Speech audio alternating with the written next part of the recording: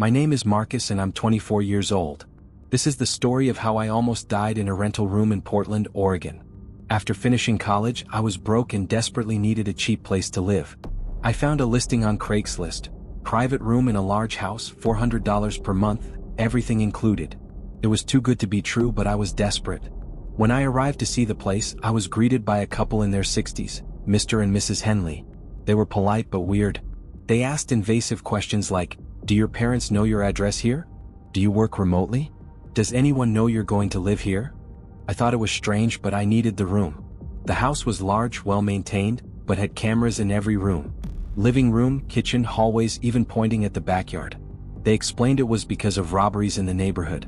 Security, you know. I didn't understand, but I signed the contract anyway. The first 2 weeks were normal. I worked on my laptop, cooked, watched TV. The couple was distant but polite. They left during the day and came back at night. They never made noise. Then they announced they were traveling to Seattle for 10 days. They told me I'd be alone and if I had any problems I should text them. They said they had access to the cameras from their phones. Cool. 10 days with the house to myself. For the first 3 days alone, I relaxed completely. I walked around in my underwear, cooked freely, listened to loud music. But I started to notice a strange smell coming from the basement. A chemical smell, like industrial cleaning products mixed with something metallic. The couple had explicitly asked me not to go down to the basement. They said it was where her husband's tools were kept. Expensive equipment. They preferred I didn't go in there. But the smell was becoming unbearable. On the 4th night alone, I received a message from Mrs. Henley at 2 a.m. asking if I could check if she left the laundry room window open. She said she didn't want moisture getting in. I thought it was strange she was awake at 2 a.m., but I went to check. The window was closed. I replied that it was closed. Seconds later, she thanked me and asked if I could check the basement. She said she thought she heard a noise on the cameras. My stomach tightened. Why would she be watching the cameras at 2 a.m. if she was traveling? I went down the basement stairs slowly. I turned on the light. The basement was almost empty, except for a metal table in the center of the room. A surgical table. With restraint straps on the sides, the kind used to tie wrists and ankles. There were dark stains on the concrete floor around the table.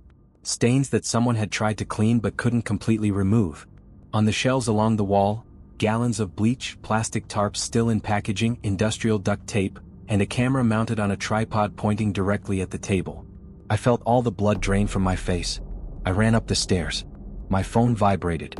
Message from Mrs. Henley asking why I looked so scared. She said they saw me in the basement. They were watching me. At that exact moment, I ran to my room and locked the door. I started throwing my things into a backpack with trembling hands. Another text came saying we needed to talk about the contract. She said there were some clauses I hadn't read carefully. I looked at the contract I had signed, still on my desk. I grabbed it and started reading frantically. It was in confusing legal language, but one section made me stop. It said the tenant agrees to participate in photographic documentation sessions and filming as requested by the owners for personal archiving purposes. Personal archive? What the fuck was that? I heard a sound that made my heart stop, the electric garage gate opening. I ran to my bedroom window. A car was entering the garage with its headlights OFF. It wasn't just them. There was 4 people getting out of the car. Mr. and Mrs. Henley and 2 men I had never seen. All carrying large bags. They entered through the front door. I was trapped on the 2nd floor. I locked the bedroom door and pushed the dresser against it. I called 911, whispering frantically to the dispatcher. While I was talking, I heard footsteps coming up the stairs. Slowly. Methodically. Knocks on the bedroom door. 3 polite knocks. Mr. Henley's voice, calm, said I didn't need to be afraid. He said they just wanted to explain the contract. He reminded me I had signed it. I screamed that the police were coming. Silence. Then laughter. Mr. Henley said I wasn't the first. He said they always say the police are coming. More knocking, louder now. The door started to shake. They were forcing it. I opened the bedroom window. 2nd floor. A drop of about 15 feet to the porch roof. I had to risk it. I threw the backpack first, then hung from the windowsill and let myself fall. I landed hard on the porch roof, twisted my ankle, but kept going. I slid to the edge and jumped onto the lawn. I ran. I ran to my car parked on the street, got in and sped away. In the rearview mirrors, I saw Mr. Henley standing at the front door, just watching. He didn't run. He didn't scream. He just stood there watching me flee with that polite smile on his face. The police went to the house an hour later. When they arrived, the house was empty. No cars in the garage. No people. They inspected the basement. No table, no straps, no camera, no stains. Completely empty and clean. The police officers looked at me with skepticism. One asked if I was sure about what I saw. I showed them the messages on my phone. They had disappeared. All of them. As if they had never existed. The older officer sighed and asked if I was under a lot of stress or using any substances. I wanted to scream. But I had no proof of anything. 2 weeks later, I saw a news story, 19-year-old missing in Portland. Last seen responding to a room rental ad. The photo showed the same house. My house. I called the police immediately. They investigated again. The house belonged to an LLC registered out of state. The Henleys didn't exist. No records, no real identity. The kid was never found. I moved to another city. Changed my number.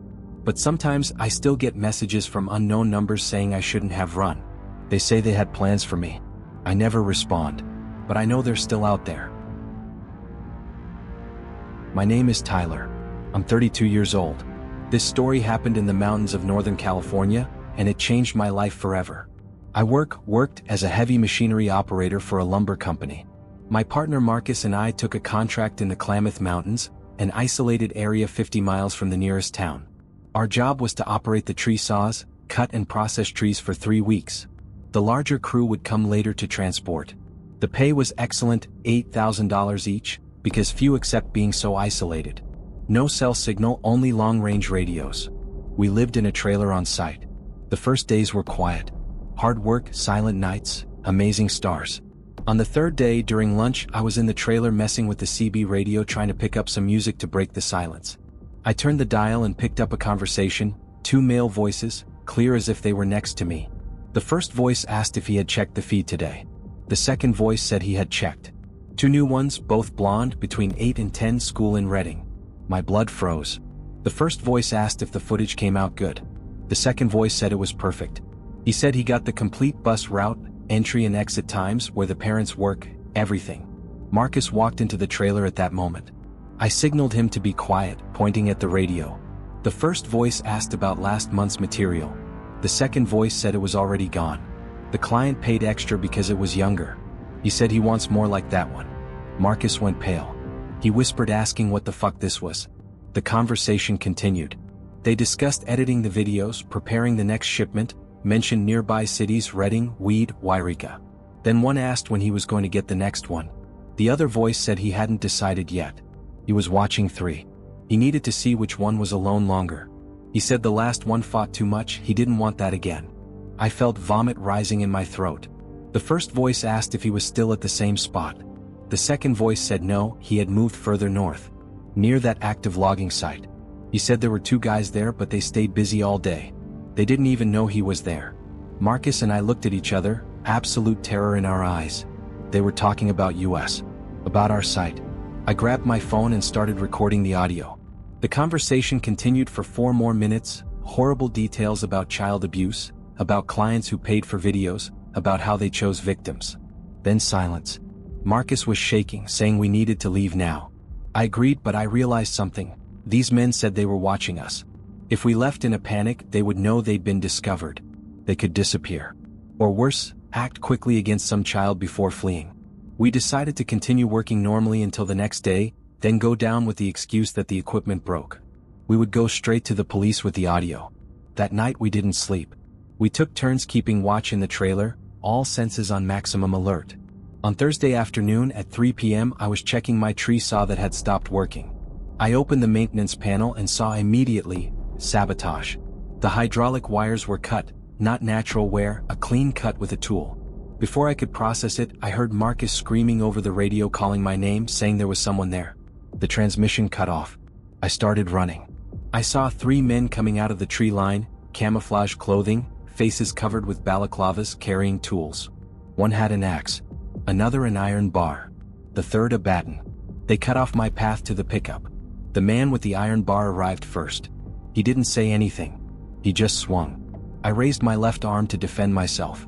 The impact was like being hit by a car. The metal bar crushed my hand.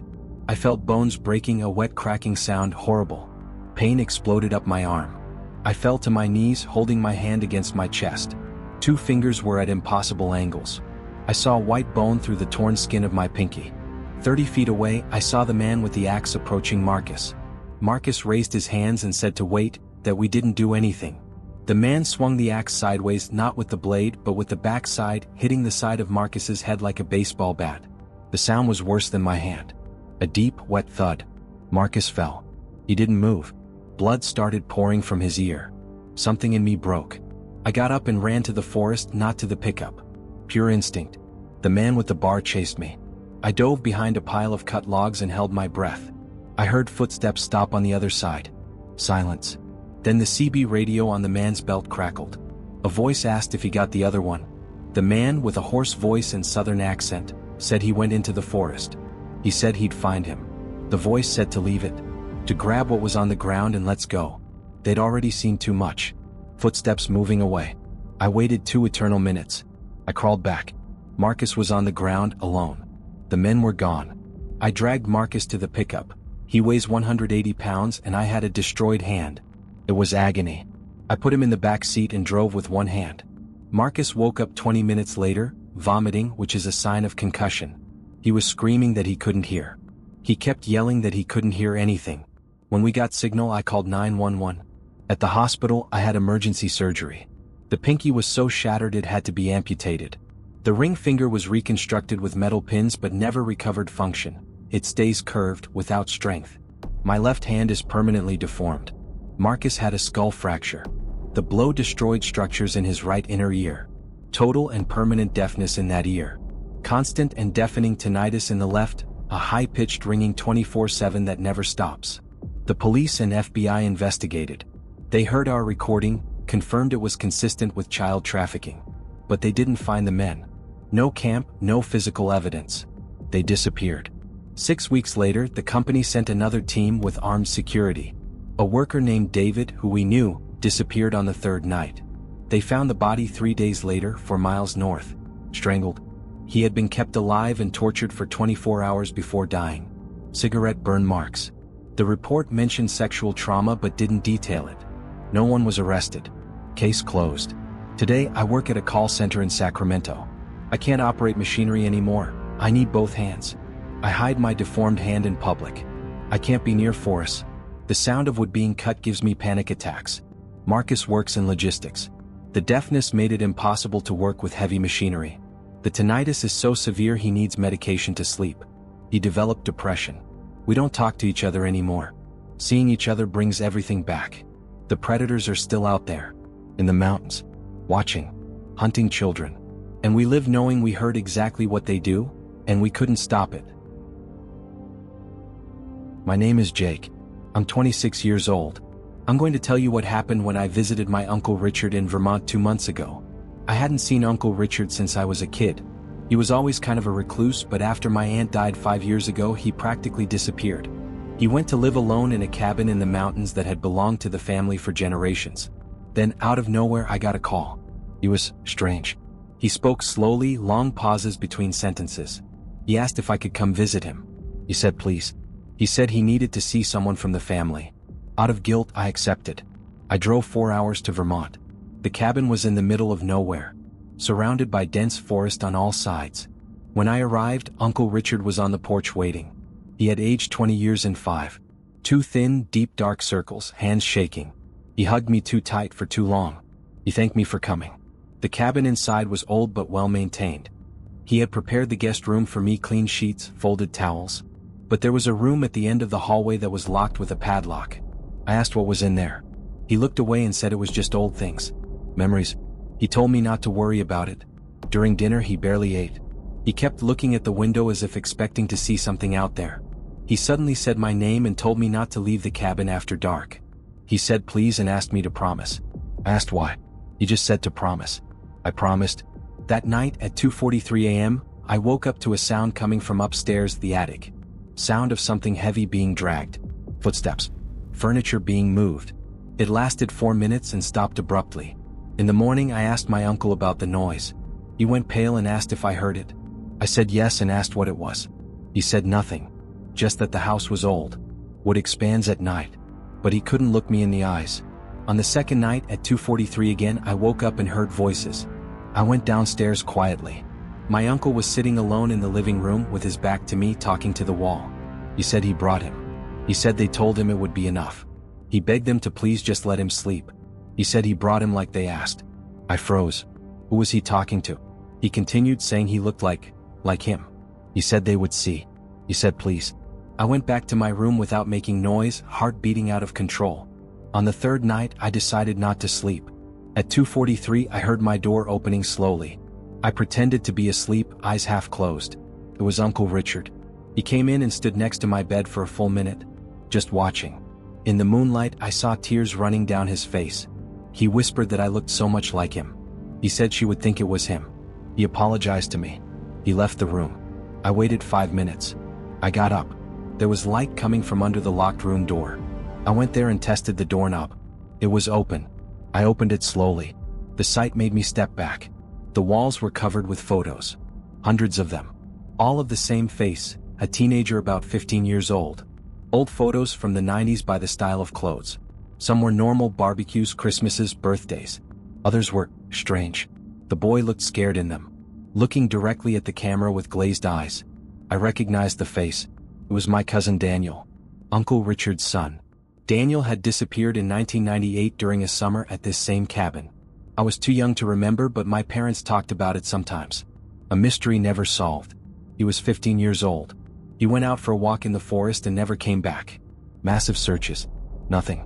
In the corner of the room there was a wooden chair facing the wall. I approached. The chair turned by itself. It was empty. But there was an old Walkman on the seat playing something on loop. I picked it up and listened. A teenager's voice, crying, said, "Please, Uncle Richard, let me go home. Please." He said he wouldn't tell anyone. Just let him go home. He called for his dad, please. The recording cut off and restarted. I felt vomit rising. I looked at the walls again. They weren't just family photos. Some showed Daniel tied up, gagged.